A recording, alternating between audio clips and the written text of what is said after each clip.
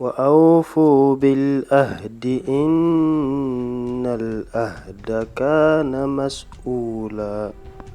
Allah subhanahu wa ta'ala dit et remplissez l'engagement car on sera interrogé au sujet des engagements. Comme promis, chers frères et sœurs, et soucieux du respect de l'engagement, nous parlerons aujourd'hui d'une des qualités des Sahaba radiyallahu ta'ala anhum ajma'in et de Abu Dharr al-Ghifari radiyallahu ta'ala anhu en particulier.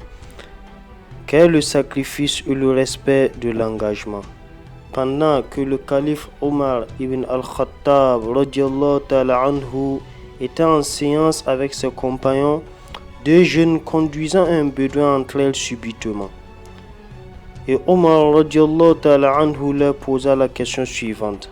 Qu'avez-vous? Ô prince des croyants, cet homme a tué notre père, répondirent les deux jeunes. Sayyidina Omar radiyallahu ta'ala anhu s'adressa alors au bédouin. Est-ce vrai ce que prétendent ces jeunes? Oui, ô prince des croyants, répondit le bédouin. Comment cela s'est-il passé?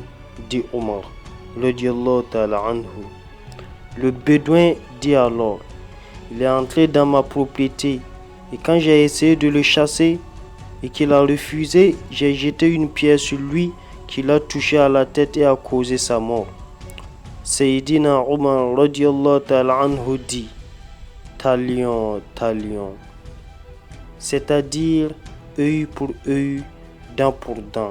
L'application du hudud s'impose. Je vous demande, ô prince des croyants, dit le bédouin, par celui qui a érigé les cieux et la terre, de m'accorder une nuit pour retourner chez les miens et les informer que vous allez me tuer. Ils n'auront qu'Allah subhanahu wa ta'ala sur qui s'appuyer. Je vous promets de revenir. Y aurait-il quelqu'un pour se porter garant de ton retour? Dit Omar radiyallahu ta'ala anhu dans l'assemblée. Un mutisme de cimetière régna dans la salle. Personne ne connaissait ni cet homme, ni sa tribu, et ce n'était pas une garantie pour de l'argent, un terrain ou une bête. Nul ne pouvait ni intercéder, ni empêcher Sayyidina Omar radiyallahu ta'ala anhu dans l'application de la loi d'Allah. Cette situation mit le calife dans un embarras sans précédent. Était-ce juste de tuer cet homme et causer la perte de sa famille, ou lui accorder le délai sans garant et peut-être ne pas rendre justice aux deux jeunes? Omar radiyallahu ta'ala anhu se tourna vers les jeunes et dit, pouvez-vous le pardonner? Non, ô prince des croyants. Celui qui a tué notre père doit être tué. Sayyidina Omar radiyallahu ta'ala anhu dit alors, y aurait-il quelqu'un qui puisse se porter garant du retour de cet homme? Un homme aux cheveux glissonnants et méritant tout le respect et la haute considération. Abu Dharr al-Ghifari, et oui, Abu Dharr al-Ghifari radiyallahu ta'ala anhu, se leva et dit, moi, ô prince des croyants. Sayyidina Omar radiyallahu ta'ala anhu le dit, mais Abu Dharr, il a tué. Malgré qu'il ait tué, dit Abu Dharr radiyallahu ta'ala anhu. Le connais-tu? Dit Omar. Je ne le connais pas, lui répondit-il. Pourquoi tu te portes garant de lui? Dit Omar. J'ai vu en lui l'aspect des croyants et pressenti qu'il ne mentait pas. Il reviendra, Inch'Allah. Oh Abu Dharr, dit Omar, crois-tu que je te laisserai s'il ne revenait pas? À ces mots, Abu Dharr al-Ghifari radiyallahu ta'ala anhu lui répondit, c'est à Allah subhanahu wa ta'ala qu'il faut appeler au secours au prince des croyants. Le bédouin partit après avoir bénéficié de 3 jours de délai pour dire adieu à sa famille et leur conseiller de s'appuyer sur Allah Ta'ala et sur eux-mêmes, puis revenaient pour subir la punition. Une fois le délai passé, Sayyidina Omar ibn al-Khattab radiallahu ta'ala anhu rassembla les gens pour la prière. Les deux jeunes arrivèrent.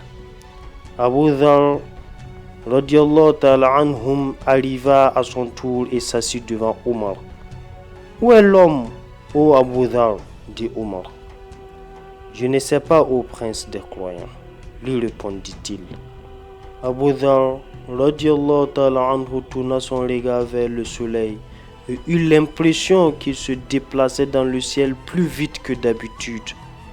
Les compagnons restèrent muets. Ils étaient très préoccupés car ils savaient que Sayyidina Omar radiallahu ta'ala anhu, après le messager d'Allah, prière et salut d'Allah soit sur lui, et Abu Bakr as-Siddiq qu'Allah l'agrée, était celui qui ne craignait personne dans l'application de la loi d'Allah Ta'ala. Allah subhanahu wa ta'ala dit: ô les croyants, on vous a prescrit le talion au sujet des tués. Homme libre pour homme libre, esclave pour esclave, femme pour femme. Mais celui à qui son frère aura pardonné en quelque façon doit faire face à une requête convenable et doit payer des dommages de bonne grâce. Ceci est un allègement de la part de votre Seigneur et une miséricorde. Donc, quiconque après cela transgresse aura un châtiment douloureux. Verset 178 de la sourate Al-Baqarah, la sourate La Vache. Et connaissant la place que Abu Dhar al-Ghifari radiallahu ta'ala anhu occupait dans le cœur de Sayyidina Omar, les Sahaba radiallahu ta'ala anhum ajma'in imploraient Allah subhanahu wa ta'ala pour que cette situation malencontreuse connaisse une heureuse issue. Juste avant le coucher du soleil, le bédouin apparut. Al-Farouk, Omar ibn al-Khattab et toute l'assistance exhalèrent un profond soupir et crièrent: Allahu Akbar, Allahu Akbar, Dieu est grand, Dieu est grand. Sayyidina Omar radiallahu ta'ala anhu s'adressa au bédouin et dit: si tu étais resté chez toi, personne n'aurait su où te trouver. Par Allah, ô prince des croyants, lui dit le bédouin, si je suis revenu, ce n'est pas par crainte de la mort ou de vous, mais par crainte de celui qui connaît certes les secrets même les plus cachés. Me voici devant vous après avoir laissé mes enfants à la campagne, tels des petits oiseaux sans une verdure attendant la miséricorde de leur Créateur. Je suis venu pour être exécuté. Sayyidina Omar radiallahu ta'ala anhu se leva et dit aux deux jeunes: qu'en pensez-vous? Ils répondirent en pleurant: nous l'avons pardonné au prince des croyants pour avoir tenu sa promesse. N'ayant pas pu retenir ses larmes, Omar radiallahu ta'ala anhu s'écria: Allahu Akbar, Allahu Akbar, Allahu Akbar. Qu'Allah vous accorde sa meilleure récompense pour votre pardon. À Abu Dhar pour son sacrifice et à cet homme qui a tenu sa parole. Que le Tout-Puissant t'accorde toi aussi, ô prince des croyants, la meilleure des récompenses pour ta justice et ta miséricorde. Mon frère, ma soeur, sache que dans la Sunna, on apprend que celui qui ne tient pas ses engagements a les caractéristiques de l'hypocrite. Le prophète sallallahu alayhi wa sallam dit: les signes distinctifs de l'hypocrite sont au nombre de 3. Lorsqu'il parle, il ment. Lorsqu'il promet, il viole sa promesse. Et lorsqu'on lui confie un dépôt, il est déloyal.